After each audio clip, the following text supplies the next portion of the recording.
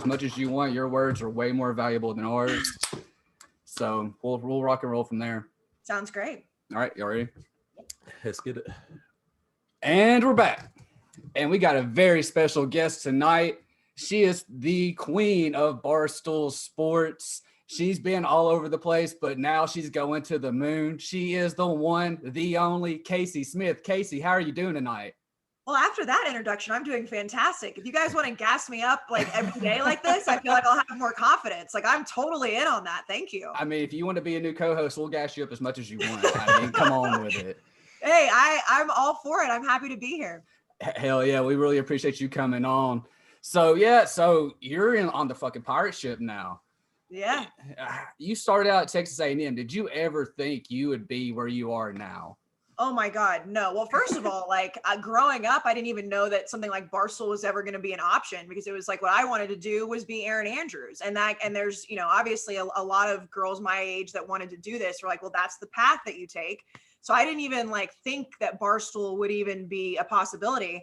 But then my whole life, I knew I wanted to be in sports broadcasting. And when I was at ESPN, I was like, this is great. Like, this is awesome. I have a foot in the door. But this is not my skill set. My skill set is talking shit and being able to say what I want. And so when the Barstool thing came around, I was like, oh, okay. All right. This does exist. And now I've been there for almost 3 years and re-signed a contract last year at the Super Bowl. So I'm here for good, I think. I'm going to die at Barstool Sports. Hell yeah. Well, they definitely got an absolute great one. So you said, but you got your call in 2018 from Barstool. How did that come about? Did you apply for it, or did Dave kind of find you out of nowhere? We've heard crazy stories about people getting added to Barstool. Yeah, and everybody is so different, and so I love this question because mine is completely different than anybody else's. I was living in Boston. I was doing a show called Boston Sports Tonight, which was 3 hours a night, 5 days a week. So a lot of screen time. So if you are from Boston, you would see it. And Dave happened to be in Vegas. And of course, I knew Dave. I'd never met him in person, but had interacted with him on social media. And at about like 1 a.m. East Coast time. So Vegas is basically you're awake all the time. Anyways, he DM'd me out of nowhere. And I'm like, this can't be the real Dave Portnoy. Like, what's going on? And he said, hey, I've seen you on TV in Boston, but we're trying to grow our college football presence. Would you be interested? And I thought he was fucking with me. I was like, what? Like, what do you, first of all, why are you DMing me at 1 a.m.? Second of all, like, yeah, of course I am. So he actually came to Boston for the Patriots opener that year. And that was the clown shirt. So that was like the big Roger Goodell game. And he and I had lunch and he said, hey, like, I know your contract at NBC Sports is probably not up yet, but I want to bring you to New York and I want to help you, or you can help us build out the college football presence. And I knew immediately, as soon as I sat down with him, I was like, this is going to be awesome. And I had to lie to everybody for 6 months and say like, oh yeah, no, I'm not going to go anywhere. And the whole time I'm texting Dave, like, you send me that contract whenever, like, I'll go ahead and sign it. So Twitter DM, I guess it popped off in the DM, and that's where I'm here. Hey, that's one of the greatest stories ever. Vegas, hey, whatever happened in Vegas that day, I'm very appreciative because him thinking about me in college football at 1 a.m. in Vegas, it must have been a pretty good thing to happen to me. He must have hit the jackpot right before, and it was like KAYCE Smith, automatic. Had to have. I'll take it, whatever it is. Like whoever bought him that drink or whatever, I'm forever grateful. Hell yeah, Cruz, go ahead. No, I was gonna say that's actually kind of a similar story, not nearly to the level of Barstool, but how I got my job with the PGA Tour, working for the Web.com tour. Same thing, slid into the DMs in Twitter, and then somehow landed an interview. So it's a good feeling. I mean, social media great. With all of its flaws. Look, as someone who looks like me, like my success rate sliding in the DMs isn't all that great. Oh, give yourself some more credit than that. So I mean, it was just kind of nice. But no, I was gonna say, so with you going to Texas A&M, would you say you're probably their most recognizable alumni? I mean, like it's you and Johnny Manziel. I mean, like, It's honestly, it's almost like you tapped into my brain. Dave and I got into this exact argument the other day, and it was more of him saying like, it's sad that I'm the most probably recognizable alumni. And like we were talking about the University of Texas, and I had just gotten done reading Matthew McConaughey's book, and I love him. And growing up, I hated Texas. So I was telling him about how good the book was. And of course, immediately he did not care at all about the book, did not care about Matthew McConaughey. He just wanted to be able to throw shade at A&M.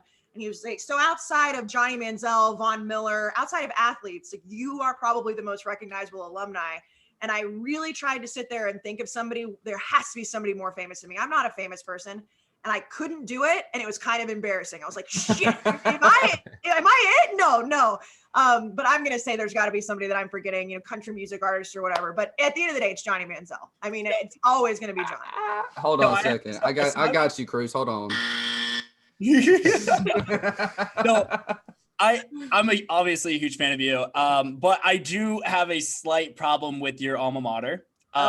When I was a junior at the University of Alabama, I may or may not have made some koozies that had Johnny Manziel's name on it, and your university may or may not have tried to sue a 21-year-old.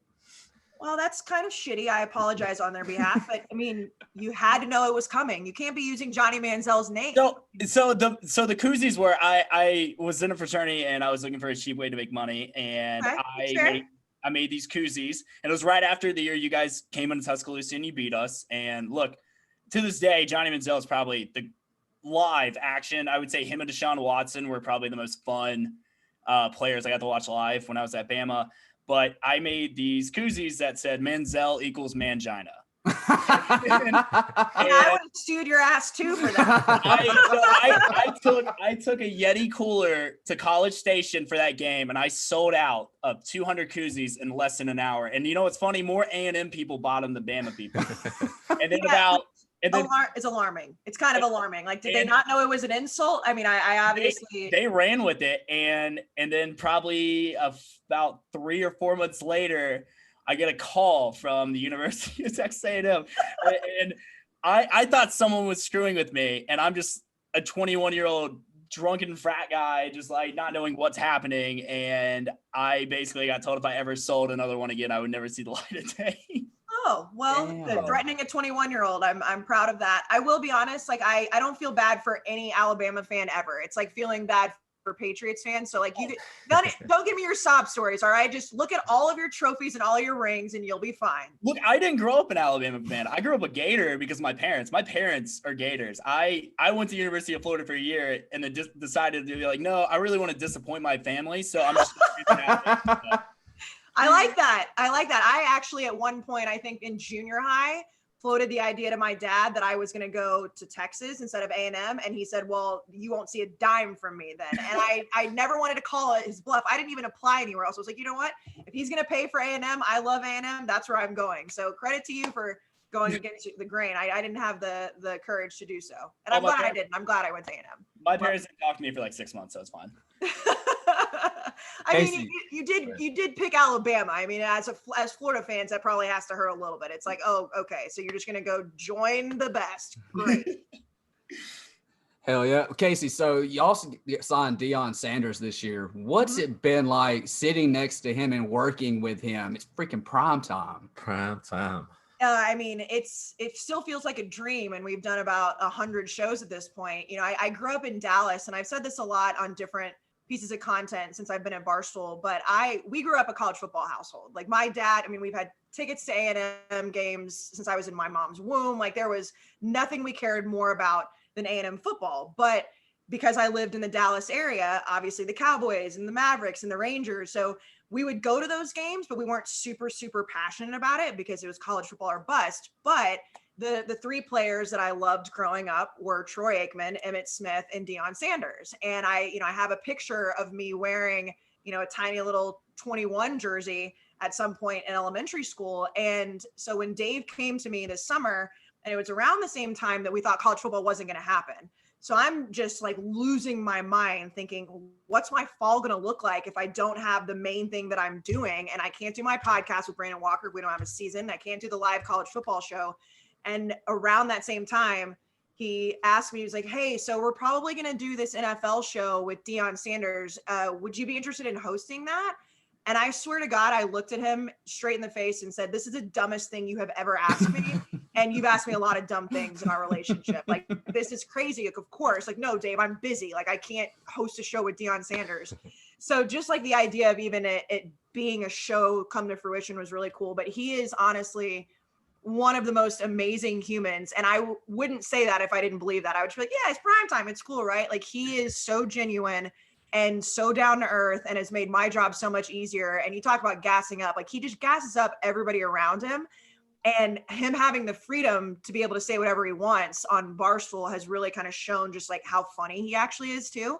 So it's been a dream come true. I'm so sad that we're not in Tampa right now, because normally, Super Bowl week is huge for Barstool and we're always on location and we're doing big shows. We can't because of COVID, but the idea of doing a live show with Deion Sanders at the Super Bowl is just mind blowing to me. So hopefully we can do it next year. Absolutely. And so you brought up the Super Bowl. So we were going to talk about that with you, if that's cool. Yeah. I know you're a big Tom Brady fan. Love him. Look at Cruz up there. I'm like just upsetting everybody as I say it. Here's the thing, like, and let me get out in front of this. And you guys are Barstool fans, so So it's, when I first started at Barstool, I thought I had to really lean into the fact that I was from Dallas. So I pretended like, oh, I love the Cowboys, and of course I like the Cowboys. They were the team that I watched growing up. But whenever Deflategate happened, and as somebody who loves football, I clearly knew who Tom Brady was, starting in 2001. And then when Deflategate happened and everybody was really taking sides, I had no idea I was ever going to end up on the East Coast. No idea I was ever going to cover the Patriots. And I just went full blown like fuck you mode and said, I love that he did this. I love that people are trying to catch him doing something. He's the greatest of all time. And I said it then, and I've just gone with that. I don't care. He could play for every team in the NFL, and I will be a fan of every team in the NFL. I love Tom Brady with my whole heart. Tom Brady's the GOAT. Like, it's not even close. It's not even close. And anybody who tries to argue is just like trying to be contrarian. It's just not an argument. I have no problem with Tom Brady, but did he have to come in? So I'm a diehard Saints fan. I'm season ticket holders, born and raised. Like, I grew up loving the Saints. I used to wear like a little plastic bag on my head when we were the Aints. This was supposed to be our year. And you come in and we sweep you guys in the regular season, not even remotely close. I mean, we beat you guys by Tom Brady by 2 touchdowns the first time. And then we beat you guys by his worst career ever loss by 35, I believe. And then Drew Brees, who I love to death, but I swear to God, if he comes back, I will quit this team because I'm pretty sure I can throw the ball further than he can. I will take Taysom Hill playing quarterback for the rest of my life than having to see Drew Brees, because he's old. He's just old. What can you do? Old. And look, if Jameis Winston could have been put in that game and the Saints beat the Bucs probably by 2 scores, because look, Tom Brady did not play good in that game. He threw like 40%, and every time they got the ball, it was already inside the Saints red zone because it was 4 turnovers, and you're not going to win when you have 4 turnovers. And I thought the Saints were the only team that could beat Tampa Bay in the playoffs this year. I thought the winner of the Saints-Bucs game was going to represent the NFC. And look, Tom Brady a part of me just wants them to win, so he just goes away. I can't. It's like with you with Alabama. Like, do you want Nick Saban to retire and just go away? That's how I feel about Tom Brady. Yeah, I was going to bring this up. Like, welcome to what it feels like to be a fan of another SEC school. Like, hello, like this is the way it feels. I do, with the NFL, it's so interesting to me, again, as growing up a college football girl, is, when you choose A&M, the recruits, and I know the transfer portal is a whole thing, but it's like, I love my school no matter what. So if you choose to go to my school, I'm going to root for you. With professional sports, when guys can move around, you start rooting for names more than teams, unless you're somebody like you that's just like a diehard Saints fan. Yeah. So for me, like the fact that Tom Brady's like, you know what, I'm not going to stay in New England. I didn't blame him at all. I wanted him to stay with the Patriots, but I totally understood the decision. And he's like, you know what, I'm just going to go to the NFC and then go win the NFC championship in year 1 and go to my 10th Super Bowl and just run through the Saints on the way. I mean, it's just, Drew Brees just can't, he's just too old. I know. I mean, Tom's 2 years older. Hate to bring that up, but I mean, it's just, no, it's true. It's time for Drew to hang it up, You know what the sad part is Tom Brady has been in the NFC 1 year, and he already has as many NFC championships as Aaron Rodgers and Drew Brees. Oh yeah. I know. I've said that exact statement about a billion times. That is insane to me, and it's like it's something I've fought in for years, because I'm like, I always thought Drew Brees was the most unappreciated quarterback of all time, and because he held the touchdown records, he held the yards records, he's never mentioned in the same conversation as Peyton Manning or Tom Brady. And a part of me always kind of fought it. I was like, no, Drew Brees is really the GOAT. And then now it's like, I can't argue anymore. No, but you're loyal. I concede Tom Brady, as of right now, is the greatest quarterback of all time, and I can't argue it anymore. I mean, here's a fact for you. This is another fact that I've been repeating.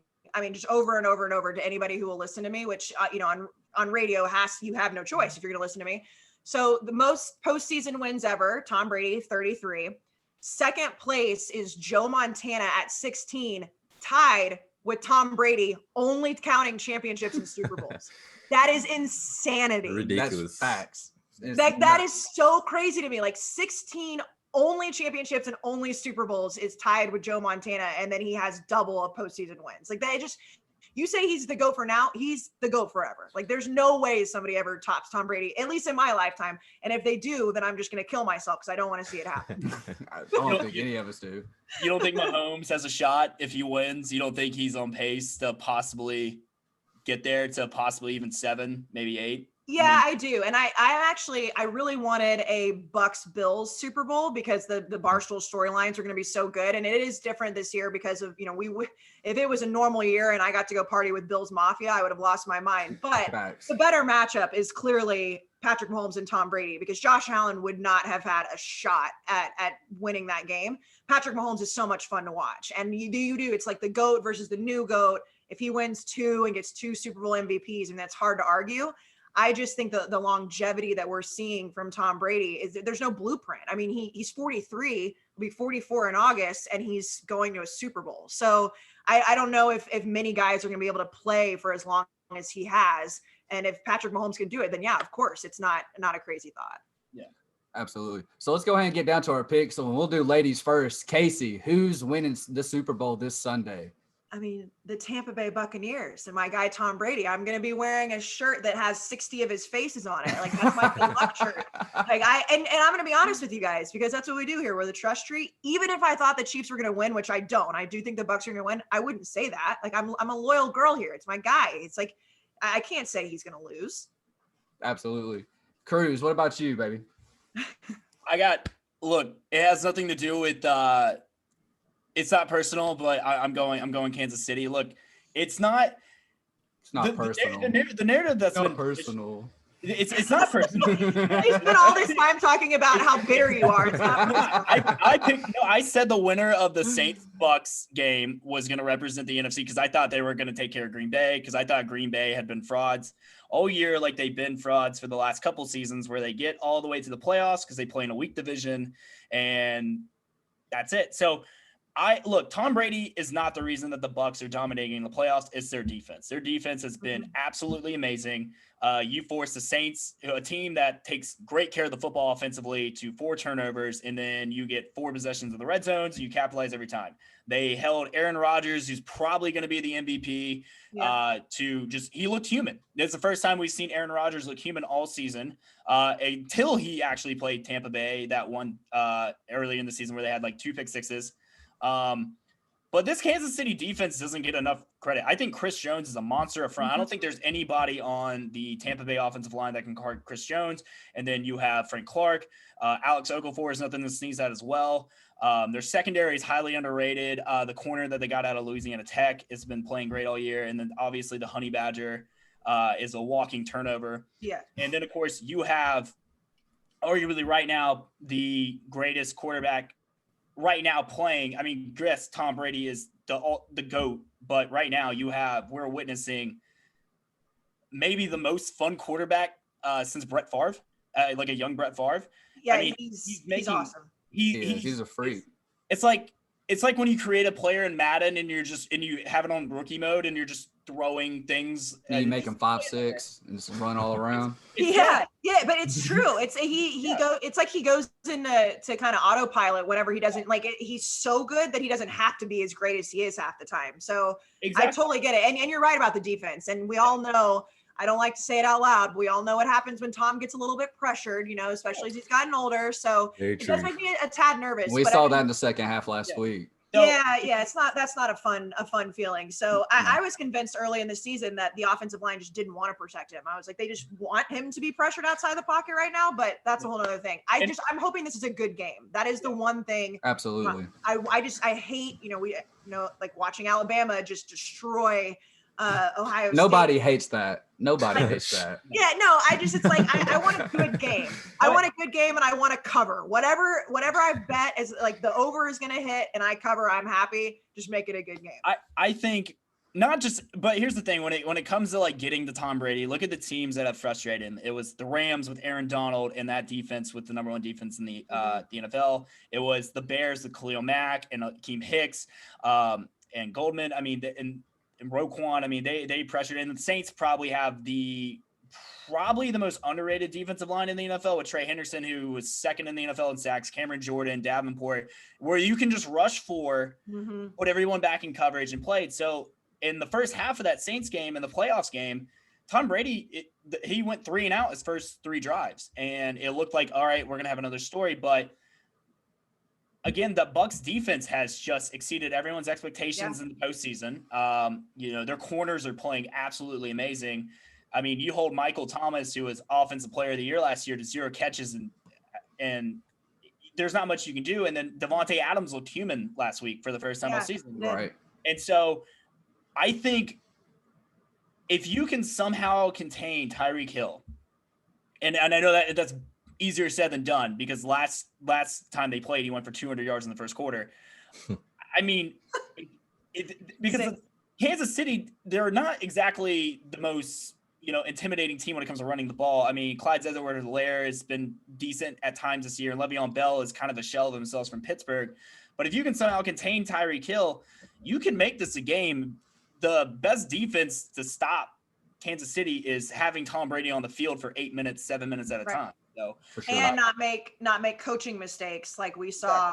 I mean, it feels like anytime a coach plays Tom Brady, their like brain goes into like a freeze mode and they make some clownish decision the fact that they gave him the ball back with 2 minutes after kicking that field goal makes no sense. No sense. And I don't care what analytics say. You have Aaron Rodgers, who is one of the most athletic quarterbacks still at 36 years old, and you kick a field goal to give Tom Brady the ball back. Andy Reid, after he's come out of his shell now and he's been making, the non-Andy Reid decisions. And Andy Reid's not going to make those mistakes, but for some reason coaches do that against Tom Brady all the time. And it's just like, what are you doing? How can this possibly make sense? And I just don't think Kansas City's going to do that. Flock, who's your pick? I got the Bucs. Tom Brady is going to throw 4 touchdowns. Love Super Bowl MVP. He's going to hop in his little hyperbolic chamber for about 7 months and emerge even better next season. He's going to do it all again. I love it. And I'm going to totally plug the Barstool Sportsbook app right now. I don't know exactly what the odds are going to be, but the Tom Brady, clear eyes, Tom Brady can't lose, KAYCE SMITH bet is going to be up, the Super Bowl MVP. So if you are in Michigan or Pennsylvania, go hammer that one because I'm with you. I think he's going to do it. Absolutely. And on my pick, I'm taking Tampa too. I mean, defense wins championships, and they got one of the better defenses in the league. They've been slept on for real at the beginning of the season. They really showed how powerful they are on the defensive side. And like you said, Tom Brady's going to ball out. I mean, Love it. Brown's fucking balling out. He's an old man. He's still out there. They got Mike Evans. It's a Super Bowl. He's going to catch balls. Yeah, he's dropped a few, but everybody dropped a few passes. They have one of the most loaded teams. As long as the Bucs shut down Tyreek Hill, like Cruz said, I mean, that's the game. I mean, who else is he going to throw to? All he does is throw slants across the middle to Tyreek Hill. Kelsey and Hill, those are the keys. Yeah, Travis Kelce's a Paul problem. Hartman, Sammy Watkins. All right, look, I was just talking shit. Just give me credit. No, I love it. I'm totally with you. Yeah, Travis Kelce terrifies me, but you know what? We can pretend like he doesn't exist for right now. That's okay. I mean, if they cover might as well Hill, not exist on Sunday. Hopefully, if they cover Hill, it makes it harder for Kelsey to get the ball. Because if you're worried about Hill going deep, then that opens up Kelsey in the medium and short for sure. Yeah, flats. I think it's going to be a really good game. Like I said, the Bills would have been a more fun Barstool storyline, but as far as like the actual game that's going to be played with those two defenses, and then of course having Patrick Mahomes and Tom Brady facing off, it's going to be awesome.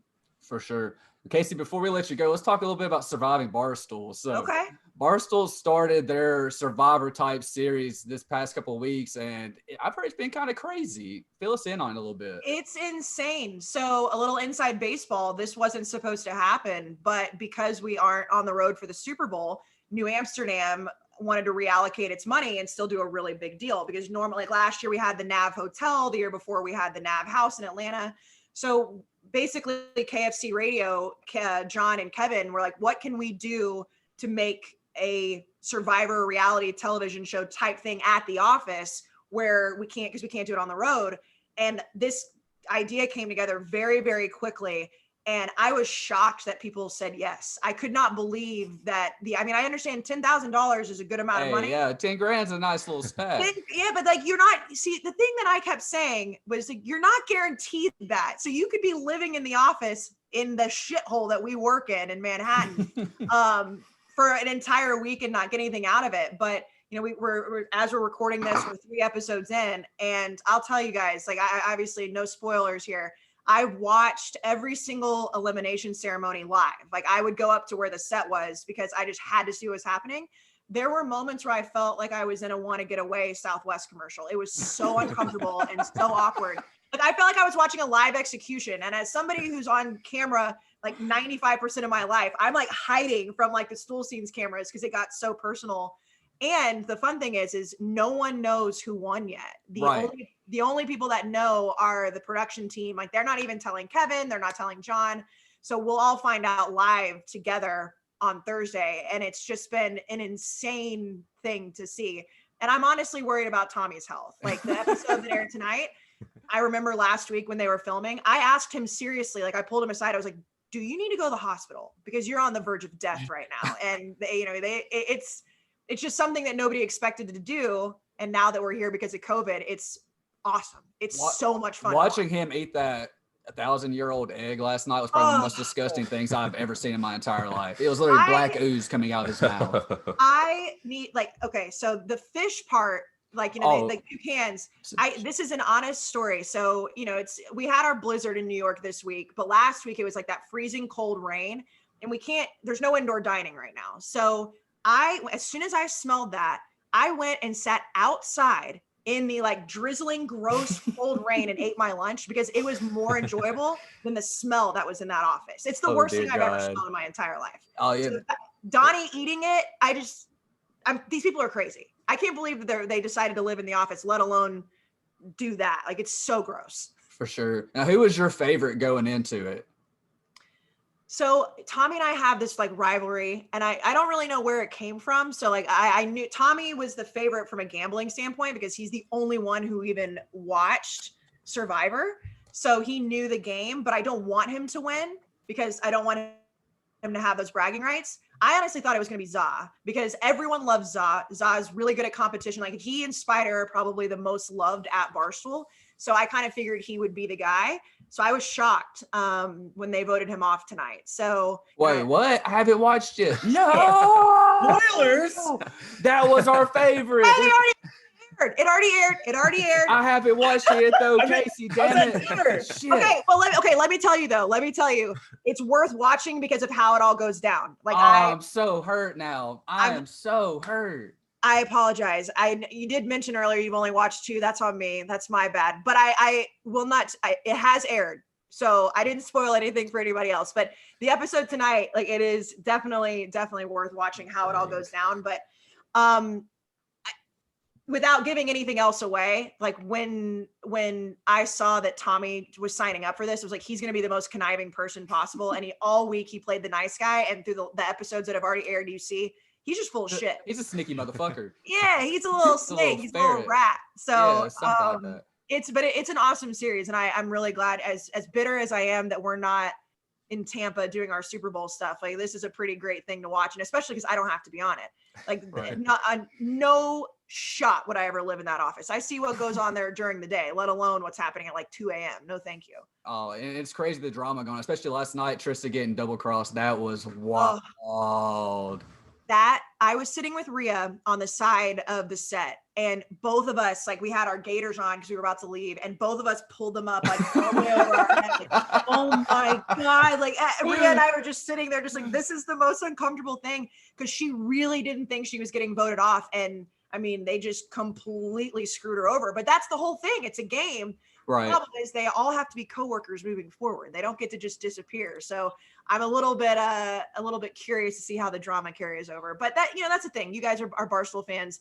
like whenever it's all of us inside, like we all have our drama against each other, but it's us against the world. And so like even the drama and all the pettiness, like we might all hate each other at some point in there, but at the end of the day, it's like we're just a big team. So we're a big family who loves each other. So they might hate each other this week, but something will happen next week where we have to unite and everything will be fine.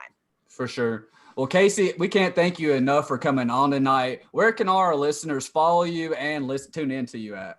So my name is spelled weird. If you don't know, my parents really wanted to make it hard for everybody. So it's KAYCE Smith. So it's just at KAYCE Smith on Twitter, KAYCE_Smith on Instagram.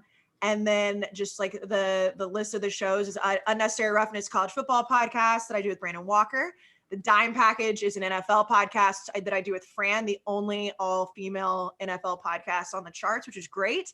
The Pro Football Show, Dion, Dave, and Dan. And then the College Football Show once that comes back, which hopefully we'll be back on the road. And we're gonna go to Tuscaloosa actually because we're gonna do a live show in Tuscaloosa hopefully. So that'll happen. If you go to Tuscaloosa, I would love to personally show you around because me being there, I will show you all the best bars, best restaurants, and everything like that. No doubt. That's that. And every time we go, and again, we didn't get to this year, which really sucked. But when we go to college towns, that's what we want to do, the college experience. And I've been to Tuscaloosa a lot when I was working for ESPN, and I always had a blast. I briefly met you before, yeah. I remember. Yeah, I mean, listen, wait, there's a bar in Tuscaloosa there's like a ping pong room in the back. It was was it like a brewery or something? And like we would just go gamble on playing ping pong. Does that ring a bell? Don't ring a bell to me. Wait, did you go to Harry's? I don't know. Like you walk in and it looks like it's like there's just like bottled beers everywhere, but then you like walk into the back and there's just like a ping pong table. That's where we always ended up because we could just like illegally gamble on each other. Yeah. So I basically lived at Innisfree, which is the Irish pub, and it was close to winning Barstool's best college bar in America, which should have won. It was cheated. Thanks. Absolutely cheated. And then Galette's for a Yellowhammer. So, but yeah, I briefly met you one time in Tuscaloosa. I was in the School of Communications, and ESPN was there, and I believe you worked for the SEC Network at the time. Like this story makes me nervous. Was I an asshole or anything? No. I tried to talk to you. No, I hope not. No. I tried to talk to you and form a sentence that I couldn't form words. Oh, so. well, we've made a lot of progress in these years. Yeah, that's great. It's all grown up. No, so I was with them for 2 years, and I did my first year was mostly SEC Network games. Yeah. It could have been. I went to Tuscaloosa. I felt like all the time, and so that was fun. I'm trying to remember what game it was. It was like a smaller game. I think we were playing like one of our usual 3 cupcakes a year and stuff like that. So okay, so I have one question. So you're a big betting person, obviously. You're a big gambler. Yes. And how confident legally. Legally. National, if you're listening, it's all legally now. So on a scale to 1 to 10, how confident are you that Tom Brady is going to win his 7th ring? On a scale of 1 to 10, so we're talking about just winning. We're not talking about coverage. No cover. Okay.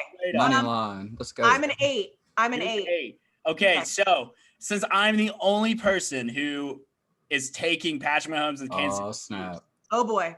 All right. And I'm giving you straight up, I'll give you all the points you want. Or we can do straight up. If Kansas City wins, I'm your intern this summer. Oh shit. Wow. Yeah. Okay. I don't know if I fully have that power to say yes, but we can work on it for sure. Hey, and we're the witnesses. We'll make sure that Twitter world goes. Well, shit. What do I don't even know what to.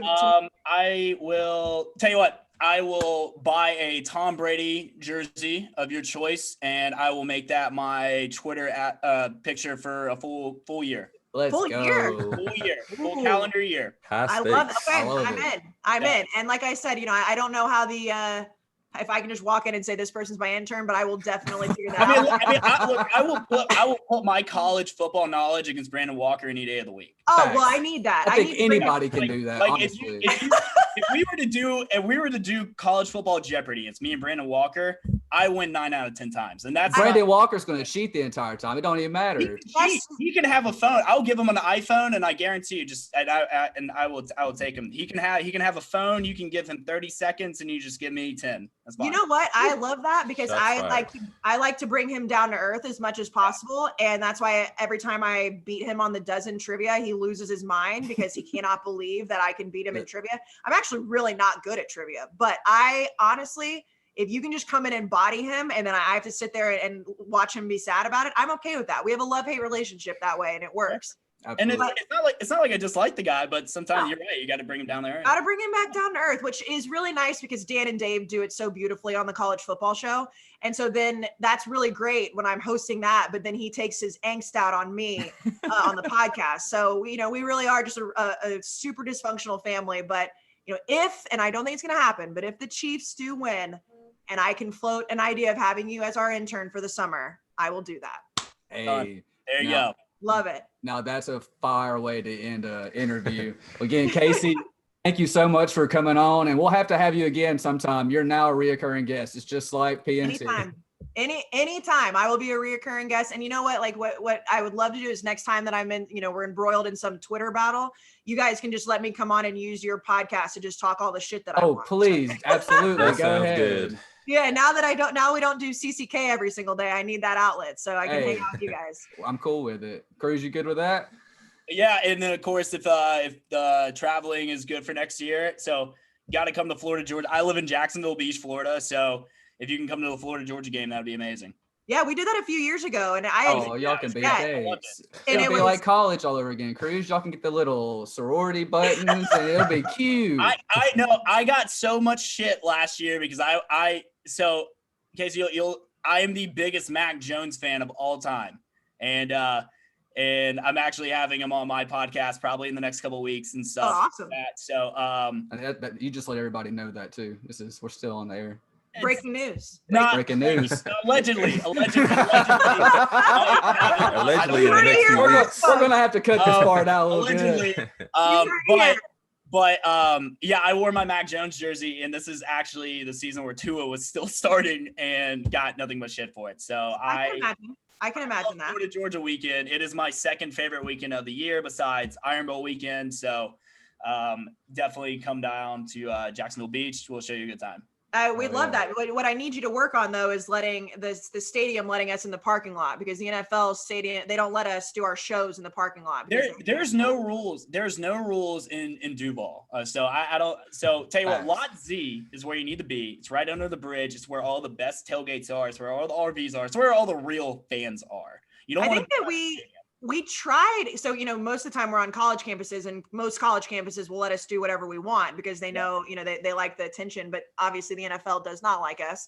And we got put in a pretty bad area, not bad area, but just like a out of the way area last time. We still had a good crowd, but for some reason when we tried to go, they just were like, no, you can't be in our stadium lot. It's like, oh, all right, we'll just do it somewhere else then. No, if it works that way next time, let me know. Cause I know a lot of the bars that are down here in Jacksonville Beach, right by the stadium, and then of course a lot of the best tailgating spots in there. Because I've been going to this game. Pulling strings. I've been going to this game since I was a little kid, so I know where to go. I'm gonna hold you to that. I did intern. I'm just trying to impress. Hey, y'all, let me know when your wedding invites go out. I'll give you my address. We'll be good. I love that. Yes. Now you have to give a speech. You have to give a speech though. I introduced y'all. I have to. I mean, you have to do it. I mean, just make sure it's a good one, because then I'm gonna have John Feidelberg and Dave Portnoy do a speech right after. So it's gonna have to be big. Yeah, absolutely. I promise you, I'm not blushing. It's just the camera. Sure. Yeah, sure. The camera just all of a sudden turned red. I get it. I don't know, Casey, you're a little red too there. Yeah, hey, I'm okay being a little bit flushed. It's all right. Hey, I hear you. I don't know what that's like. So. Hey, that's good though. So you can never be put on the spot. That's right. You can never show that you're blushing a little bit. That's right. Well, again, Casey, thank you for coming on tonight. We'll talk to you again soon. All right. Anytime, guys. Thanks so much. All right, we'll be right back. Casey, you're the fucking bomb. Thank you so much. It was so much fun. Seriously, anytime you guys need me, let me know. I'll do for sure. Thanks for